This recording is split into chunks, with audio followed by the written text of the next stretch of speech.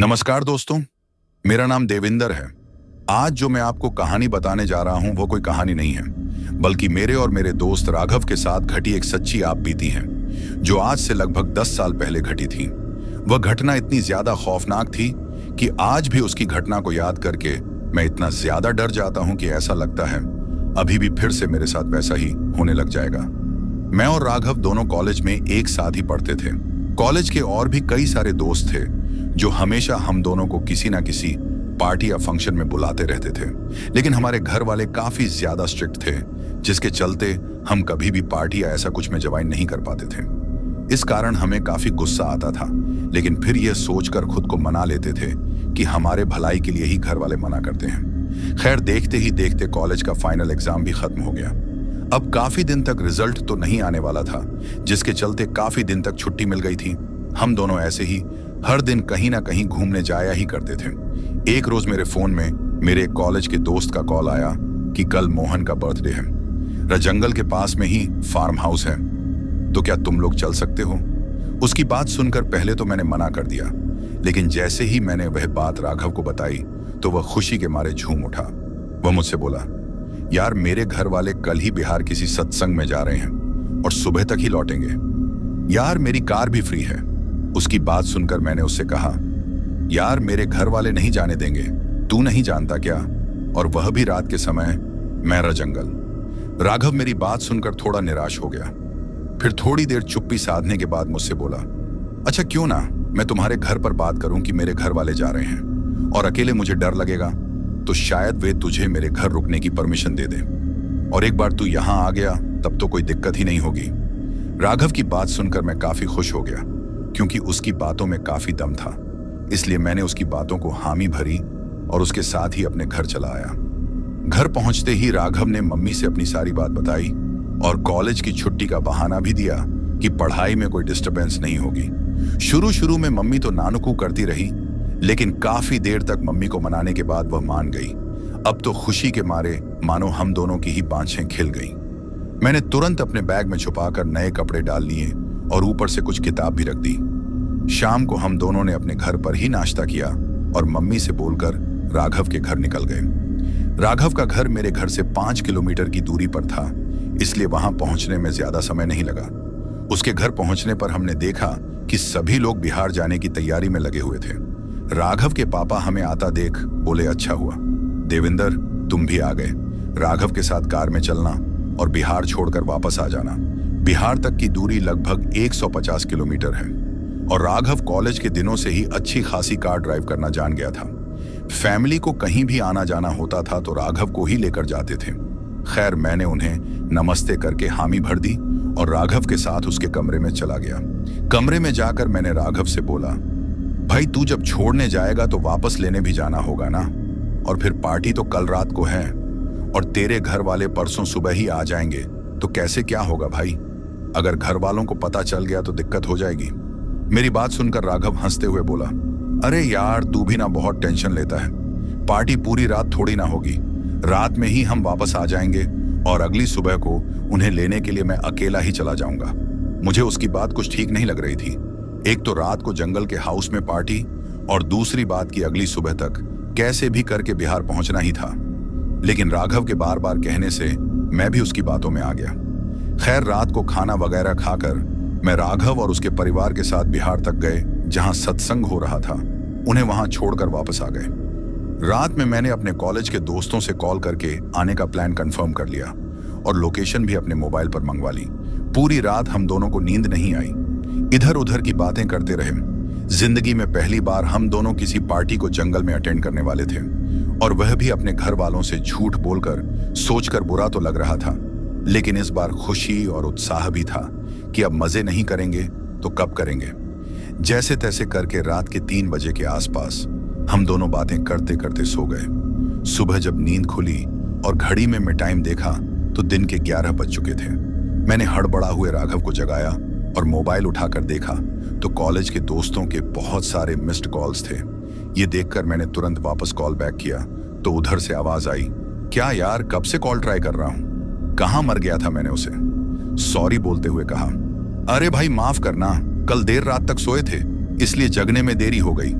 बोलना क्या बात। उधर से पंकज की उसी अंदाज में आवाज आई, बात छोड़, अभी शाम 4 बजे हम सभी फार्म हाउस के लिए निकल जाएंगे। तुम लोग राधे जी के होटल के सामने आना, वहीं से सब साथ में निकलेंगे और बाकी का सामान भी ले लेंगे। मैंने हामी भरी और फोन रख दिया। इधर राघव अब भी सो रहा था। मैंने उसे झुंझलाकर उठाया और बोला, क्या भाई पूरे दिन भूखे सोना है? क्या पंकज का फोन आया था? चल खाना खा, फिर थोड़ी देर आराम करेंगे। जैसे ही मैंने जाने का नाम लिया, राघव तेजी से उठा और फटाफट सब काम करने लगा। मैं भी फ्रेश होकर खाना बनाने में उसका हाथ बंटा दिया। जल्दी जल्दी खाना वगैरह बनाकर सामान भी गाड़ी में रख दिए। थोड़ी देर आराम करके 3 बजे राधे जी के होटल की तरफ निकल गए। वहां जाकर हमने देखा कि बाकी के सारे दोस्त पहले से ही वहां पहुंचे हुए थे। नमस्कार दोस्तों, मेरा नाम देविंदर है। आज जो मैं आपको कहानी बताने जा रहा हूं वो कोई कहानी नहीं है, बल्कि मेरे और मेरे दोस्त राघव के साथ घटी एक सच्ची आप बीती है, जो आज से लगभग 10 साल पहले घटी थी। वह घटना इतनी ज्यादा खौफनाक थी कि आज भी उसकी घटना को याद करके मैं इतना ज्यादा डर जाता हूं कि ऐसा लगता है अभी भी फिर से मेरे साथ वैसा ही होने लग जाएगा। वहां जाकर सबसे मिले और मोहन को बर्थडे विश करके हम सभी जंगल की तरफ निकल गए। रास्ते भर हंसी मजाक करते हुए हम लगभग 1 घंटे में पंकज के फार्म हाउस तक पहुंच चुके थे।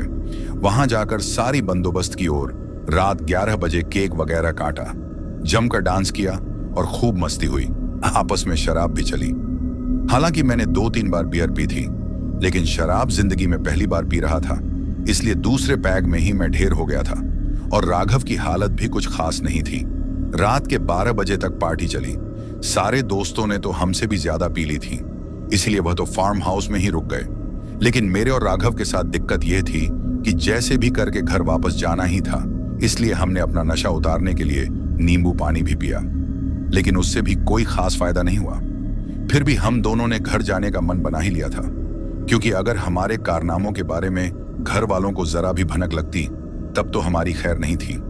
और तो और राघव को बिहार भी जाना था, इसलिए हम दोनों अपना बैग उठाकर बाहर अपनी कार की तरफ जा ही रहे थे कि दोस्तों ने मना किया, इतनी रात में वापस मत जाओ।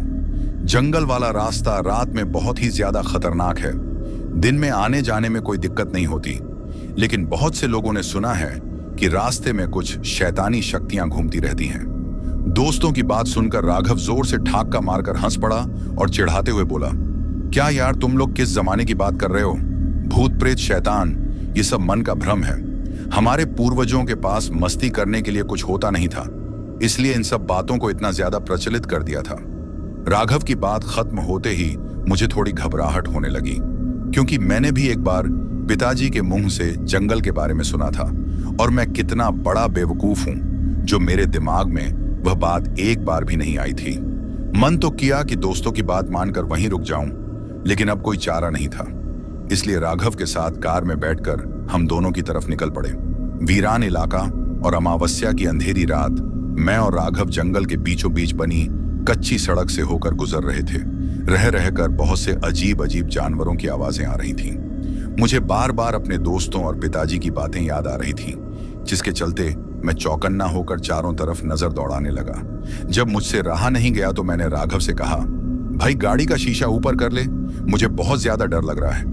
मुझे इस तरह डरता हुआ देख राघव हल्की मुस्कान लिए बोला, क्या यार तू भी ना उन सब की बातों में आ गया? अरे भाई, भूत प्रेत नाम की कोई चीज इस दुनिया में होती ही नहीं है। यह सब सिर्फ मन का भ्रम है। लेकिन मैं अपनी बात पर बहुत समझाने के बाद भी जब मैं नहीं माना तो उसने कार के शीशे चढ़ाकर तेज रफ्तार में गाड़ी चलाते हुए बोला, अब ठीक है ना भाई, गाड़ी भी तेज चला रहा हूं ताकि जल्दी से जैसे तैसे शहर तक पहुंच जाएं और तेरा यह डर खत्म हो जाए। इतना कहकर राघव ठाका मारकर हंसने लगा, लेकिन इतना करने के बाद भी मेरा डर खत्म नहीं हुआ था। इसलिए मैंने गाड़ी में लगे म्यूजिक सिस्टम को ऑन कर दिया और पुरानी फिल्मों के गाने चलाकर मन को बहलाने की कोशिश करने लगा। बीच बीच में मैं उससे इधर उधर की बातें भी कर रहा था। अभी हम दोनों जंगल के बीचों बीच से गुजर ही रहे थे कि तभी अचानक कार एक झटके से रुक गई, जिसके चलते मैं सामने की तरफ गिरते गिरते बचा। गाड़ी के रुकते ही मैं हड़बड़ा हुए राघव से पूछा, क्या हुआ राघव, गाड़ी क्यों रोक दी? तुमने मेरी बात सुनकर राघव हंसते हुए बोला, यार मैंने नहीं रोकी, खुद ब खुदा रुक गई। इतनी अंधेरी रात और ऊपर से सुनसान जंगल, हमें आज वहीं रुक जाना चाहिए था। मुझे इस तरह डरता हुआ देखकर राघव झुंझला हुए बोला, तू ना बहुत डरता है, रुक जा, मैं उतर कर देखता हूं कि कार में क्या खराबी हुई है। उसकी बहादुरी देखकर मैंने राहत की सांस ली और उससे बोला, हाँ यार देख ले, शायद कोई बात बन जाए, नहीं तो सारी रात इस वीरान जंगल में बितानी पड़ेगी। और सबसे ज्यादा दिक्कत की बात यह है कि हम इतनी दूर से चले आ रहे हैं, लेकिन रास्ते में कोई भी गाड़ी नहीं दिखी। इसका मतलब यह है कि यह रास्ता भी कम ही चलता है। राघव मेरी बातों को अनसुना करके कार से उतर गया और अपने मोबाइल की रोशनी से कार का बोनट खोलकर चेक करने लगा, लेकिन उसे कुछ समझ नहीं आया कि कार में आखिर प्रॉब्लम क्या है। और वह रुकी क्यों? वह निराश होकर फिर से गाड़ी में बैठ गया और कार को स्टार्ट करने की कोशिश करने लगा, लेकिन स्थिति पहले जैसी ही बनी रही। कार बिल्कुल भी स्टार्ट नहीं हो रही थी। अब मुझे घबराहट और डर के साथ साथ गुस्सा भी आ रहा था कि क्यों मैं पार्टी में आया, और जब दोस्तों ने मना किया था तो क्यों रात को निकला। लेकिन गुस्सा करने से अब कुछ नहीं हो सकता था। लगभग 30 मिनट तक हम दोनों वैसे ही कार में बैठे रहे। जब कोई समाधान नहीं दिखा तो मैंने सोचा कि एक बार घर फोन करता हूं, शायद कोई बात बन जाए, भले घर वाले गुस्सा करें या कुछ भी, लेकिन इस मुसीबत से तो बच पाएंगे।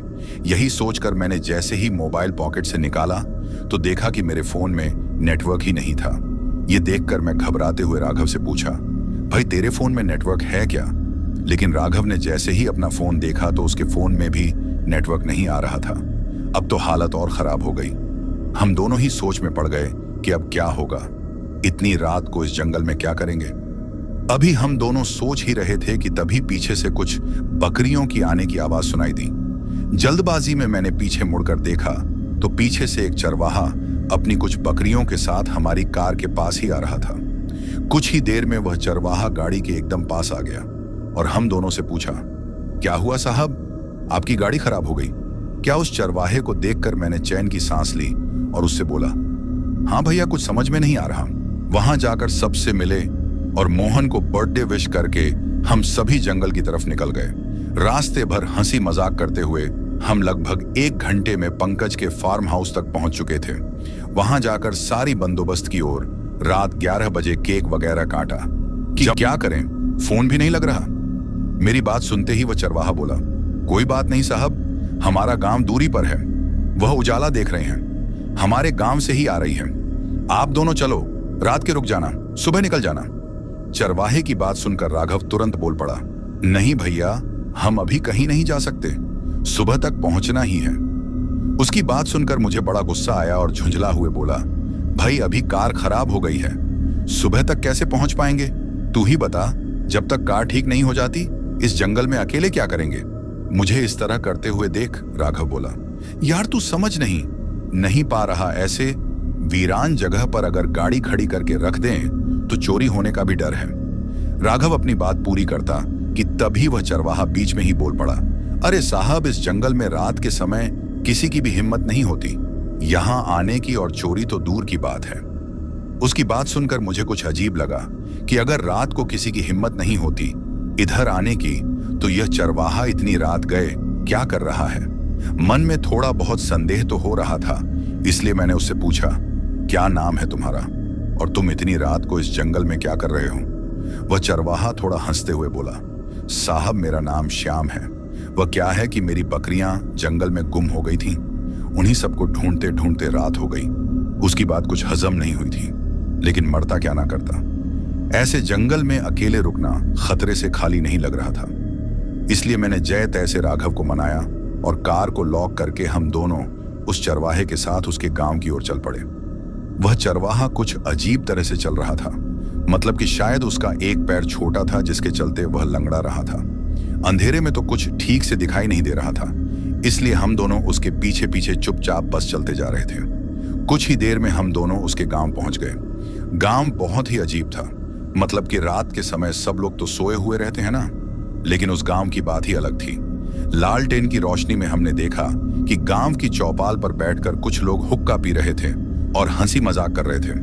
उन्हीं लोगों में से एक गांव वाला उस चरवाहे से पूछा, श्याम, ये कौन लोग हैं? हमारे गांव में क्यों आए हैं? उस गांव वाले की बात सुनकर वह चरवाहा वहीं रुक गया और उस इंसान को प्रणाम करते हुए बोला, प्रणाम मास्टर जी, ये लोग बाबू हैं, रास्ते में इनकी गाड़ी बिगड़ गई तो हमने कहा कि हमारे साथ चलो, रात भर के ठहरने का बंदोबस्त हो जाएगा। तो यह लोग हमारे साथ आ गए। चरवाहे की बात सुनकर वह इंसान एक अजीब सी रहस्यमयी मुस्कान लेते हुए बोला, ठीक कहा श्याम, चलो कोई मेहमान तो आया। हमारे गांव में उस इंसान की बात सुनकर मेरे साथ साथ राघव को भी अजीब लगा। मतलब कोई तो आया, हमारे गांव का क्या मतलब? इस गांव में कोई दूसरा मेहमान नहीं आता? क्या हम दोनों ही बड़ी असमंजस की स्थिति में थे? कहीं ये गांव के लोग हमारे साथ कुछ गलत तो नहीं कर देंगे? मैंने धीमी आवाज में राघव के कान में फुसफुस कर बोला, भाई तुझे ये लोग कुछ अजीब नहीं लग रहे? मतलब कि एक तो इतनी रात को गांव के लोग जागे हुए हैं और दूसरा ये इंसान बोल रहा कोई तो आया, इसका क्या मतलब? मेरी बात पर राघव छे पते हुए बोला, तेरे कहने पर ही मैं यहां आया हूं। अगर ये लोग चोर बदमाश निकले ना तब तू ही समझना। हमें ऐसे खुसफुसा हुए देखकर वह चरवाहा बोला, चलो साहब, कुएं पर चलकर हाथ मुंह धो लो। मैं अपनी बहन से कहता हूं कि खाना लगा दे। अब मुझसे रहा नहीं गया। मुझे ऐसा लग रहा था कि यह लोग खाने में कुछ मिला देंगे और फिर हमारे बेहोश होने के बाद कहीं किडनी ये सब ना निकाल लें, क्योंकि तब के समय इन सब की घटनाएं भी बहुत ही ज्यादा हो रही थीं।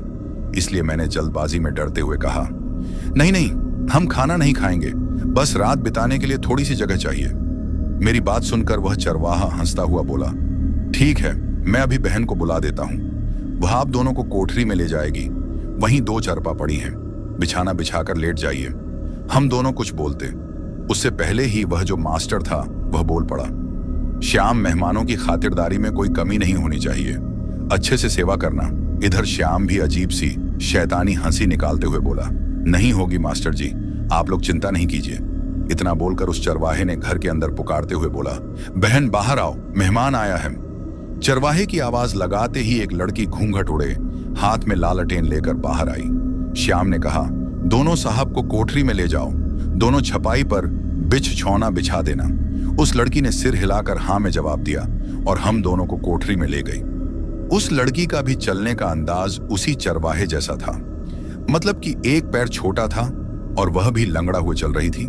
यह देखकर मुझे और भी ज्यादा अजीब लगा।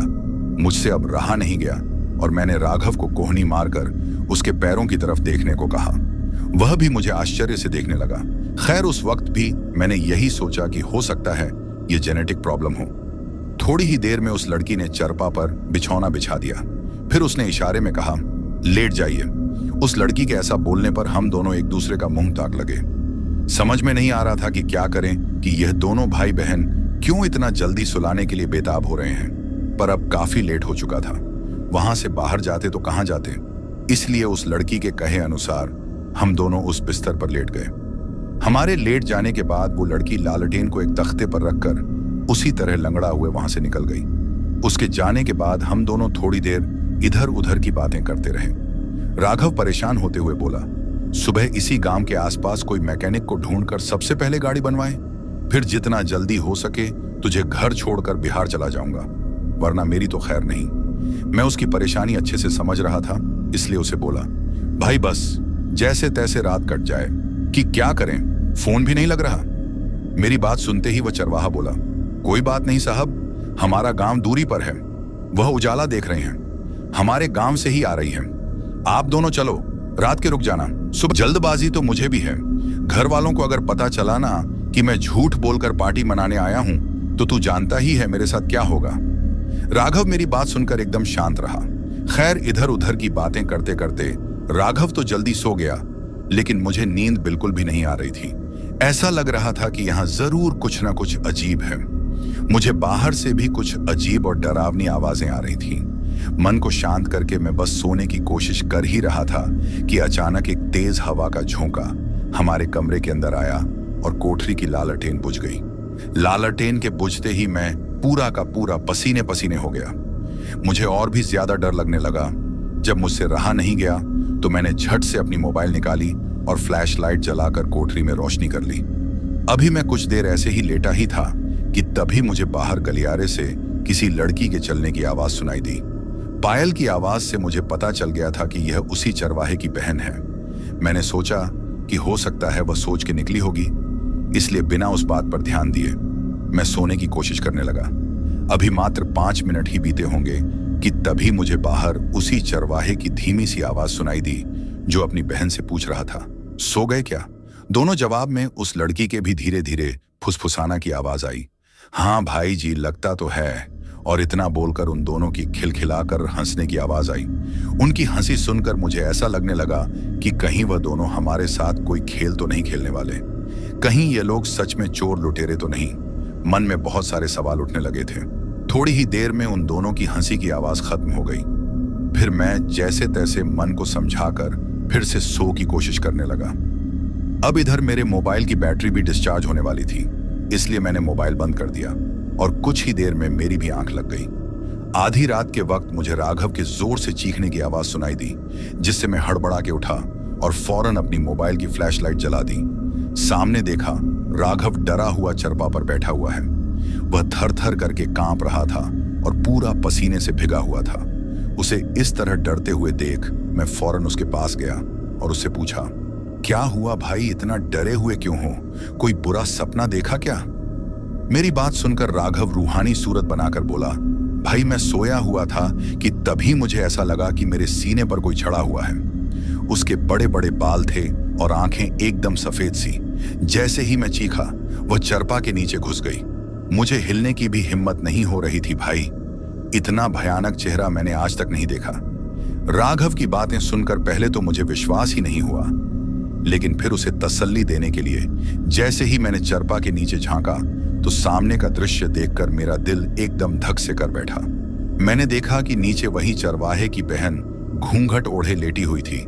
जैसे ही उसने अपना घूंघट उठाया तो उसका भयानक चेहरा देखकर मेरा पूरा बदन सिहर उठा। चेहरा पूरा बदला हुआ था, आंखों में सफेदी थी और पुतलियां गायब थी, बड़े बड़े दांत जिनसे लाल लाल खून रिस रहा था। ये देखते ही मैंने राघव को जोर से चीखते हुए बोला, भाई भाग निकल, यहां से वह चुड़ैल है। मेरी बात सुनते ही वह जैसा था सारा सामान छोड़कर मेरे पीछे पीछे भागने लगा। जैसे ही हम दोनों भागकर उस घर से बाहर निकले तो हमने देखा कि वह लड़की चौपाल के पेड़ से लटकी हुई है और जितने भी चौपाल पर लोग पहले बैठे हुए थे उनका चेहरा भी भयानक हो गया था। उनमें से मास्टर पूरा अकड़ू बनकर बैठा हमें ही घूर रहा था। वह नजारा देखकर मुझे पूरा यकीन हो गया था कि यह गांव प्रेतों की बस्ती है।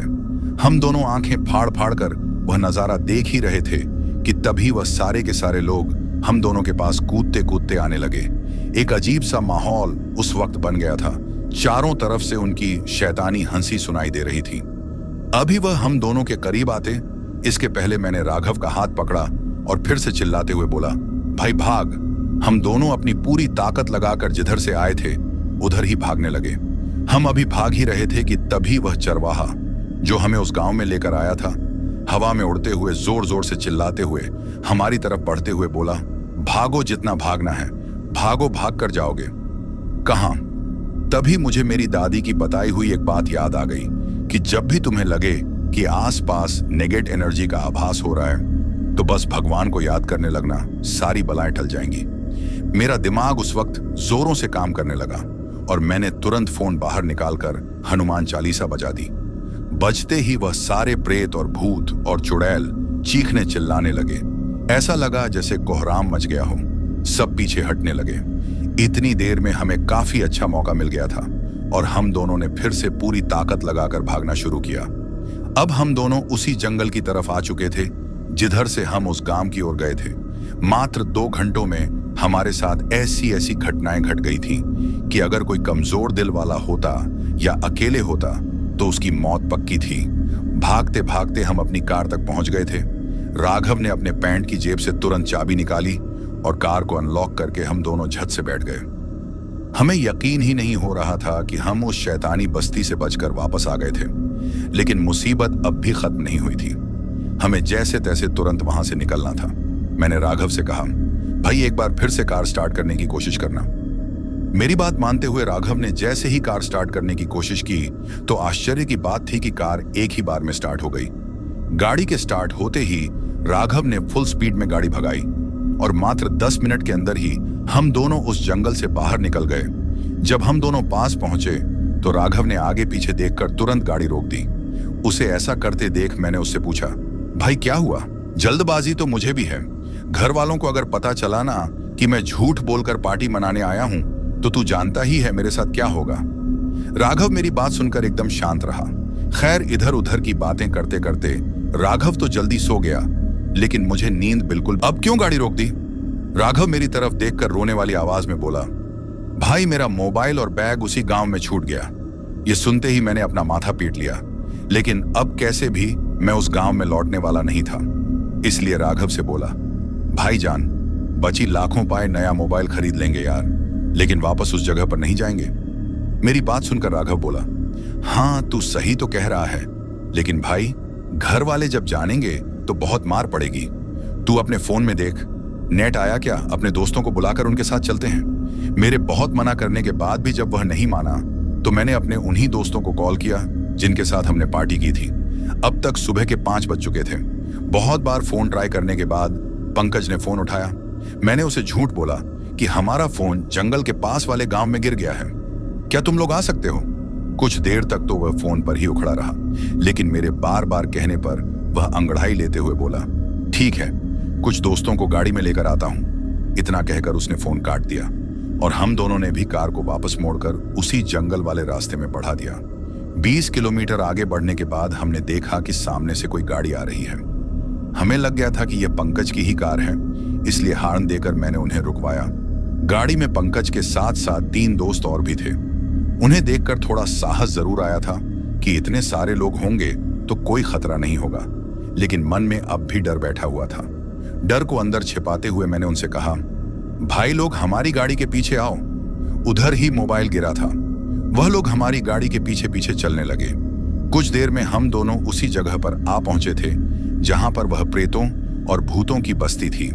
लेकिन वापस आने के बाद कार की लाइट में हमने जो देखा वह देखकर हमारा दिमाग ही चकरा गया। उस जगह पर अब गांव के बदले सिर्फ टूटी फूटी झोपड़ियां थीं और खंडहर जैसे बने हुए कुछ पक्के मकान ही दिख रहे थे। यह देख देख कर मैंने राघव से पूछा, भाई हम लोग सही जगह पर आए हैं ना? राघव ध्यान से देखकर बोला, हाँ भाई बिल्कुल सही जगह पर आए हैं। वह देख, सामने वही चौपाल है जहां वह सारे शैतान थे। मैंने भी जब वह देखा तो यह समझने में देर नहीं लगी कि हम थोड़ी देर पहले जिस गांव को देख रहे थे वह सिर्फ और सिर्फ एक माया था। खैर, डरते डरते हम दोनों कार से नीचे उतरे। हमारे पीछे पीछे पंकज और उसके दोस्त भी उतरे। पंकज मेरे पास आकर पूछने लगा, भाई तुम लोग शहर वाले रास्ते को छोड़कर इस खंडहर में क्या करने आए थे? मुझे लगा कि अब हमारा झूठ पकड़ा जाएगा। तभी राघव बातों को बनाते हुए बोला, भाई हम लोग रास्ता भटक गए थे और यहीं उतरकर रास्ता ढूंढने की कोशिश में मोबाइल और बैग छोड़ आए। राघव के इस बहाने में इतना दम तो नहीं था, लेकिन बाकी दोस्तों ने कुछ नहीं कहा। हम दोनों तुरंत उस घर की तरफ बढ़े जहां उस शैतान ने हमें ठहराया था। जैसे ही हम उस घर के पास पहुंचे तो सामने का नजारा और भी ज्यादा विचित्र था। वह घर पूरी तरह से टूटा फूटा हुआ था। कुछ देर पहले का अच्छा भला घर अब खंडहर जैसा बना हुआ दिख रहा था। हमें लगा नहीं था कि अब राघव का मोबाइल मिल पाएगा भी या नहीं, क्योंकि आसपास घनी झाड़ियां और पेड़ पौधे उगाए थे। लेकिन फिर सारे दोस्तों की मदद से हमें उसका फोन और बैग ठीक उसी जगह मिला जहां हम लोगों की चारपाई उन शैतानों ने लगाई थी।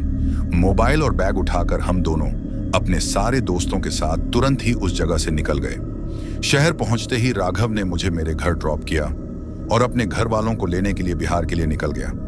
उस घटना का असर मेरे दिमाग पर कई दिनों तक रहा। मुझे हर रात बहुत ही ज्यादा डरावने सपने आते। ऐसा लगता कि वह चुड़ैल और प्रेत मेरी खिड़की से मुझे ताक रहे हैं। हर रात मैं डर के कारण जग जाता, लेकिन मैं अपने डर को घर वालों के सामने बयान नहीं कर पाया। बहुत महीनों बाद एक दिन मैं घर के पास वाले दुकान पर गया। वहां एक दादाजी किसी इंसान से उस जंगल के पास वाले गांव के बारे में बात कर रहे थे। जैसे ही मैंने उस गांव के बारे में सुना, मेरे कान एकदम खड़े हो गए। मैं उनके पास जाकर उनसे पूछा, दादाजी आप उस गांव के बारे में क्या बात कर रहे हैं? मेरी बात सुनकर वह दादाजी गंभीर आवाज में बोले, अरे वह गांव थोड़ी है, वह तो प्रेतों का अड्डा है। बहुत साल पहले की बात है। वह गांव बहुत ही खुशहाल हुआ करता था, लेकिन एक रात उस गांव में डाकुओं ने हमला किया। गांव के मास्टर और मुखिया ने उनका विरोध किया, जिसके चलते डाकुओं ने उन्हें बेरहमी से मार डाला। और तो और गांव के जितने भी लोग उनके रास्ते आए वे भी मौत के घाट उतार दिए गए। तभी से वह गांव भूतों का अड्डा बन गया। धीरे धीरे वहां अजीबोगरीब घटनाएं घटने लगी। लोगों का सामना भूत प्रेतों से होने लगा, जिसके चलते बचे हुए लोग अपने घरों और जमीनों को छोड़कर उस गांव से निकल गए। तब से लेकर वह गांव वीरान ही पड़ा है। बहुत से लोगों के साथ वहां कई रहस्यमयी और भूतिया घटनाएं घटी हैं, जिसके चलते कोई भी इंसान उस गांव के आसपास भी भटकने से डरता है। उस दादाजी की बात सुनकर मेरे पैरों तले जमीन खिसक गई। मतलब कि हम ऐसे गांव से सच में बचकर वापस आ गए थे जो भूत प्रेतों का अड्डा था। यह सोचकर ही रूह कांपने लगी। दादाजी की बातों से मुझे वह सारी चीजें समझ में आ गई कि वह गांव भूतिया क्यों था। हम दोनों एक ऐसे लावे में फंस गए थे जहां अगर थोड़ी सी और गलती करते तो शायद बचकर वहां से वापस नहीं आ पाते। उस हादसे ने मुझे अच्छे से समझा दिया था कि रात के समय कभी भी किसी ऐसी जगह नहीं जाऊंगा जो मेरे लिए नई या अनजान हो, क्योंकि असली डर क्या होता है ये मुझे सिर्फ एक घटना ने अच्छे से सिखा दिया था। तो दोस्तों, यह थी हमारी आज की कहानी। आपको हमारी आज की कहानी कैसी लगी कमेंट बॉक्स में कमेंट करके जरूर बताएं। अगर अभी तक चैनल को सब्सक्राइब नहीं किया है तो कृपया चैनल को सब्सक्राइब कर लीजिए। अब क्यों गाड़ी रोक दी? राघव मेरी तरफ देखकर रोने वाली आवाज में बोला, भाई मेरा मोबाइल और बैग उसी गांव में छूट गया। ये सुनते ही मैंने अपना माथा पीट लिया, लेकिन अब कैसे भी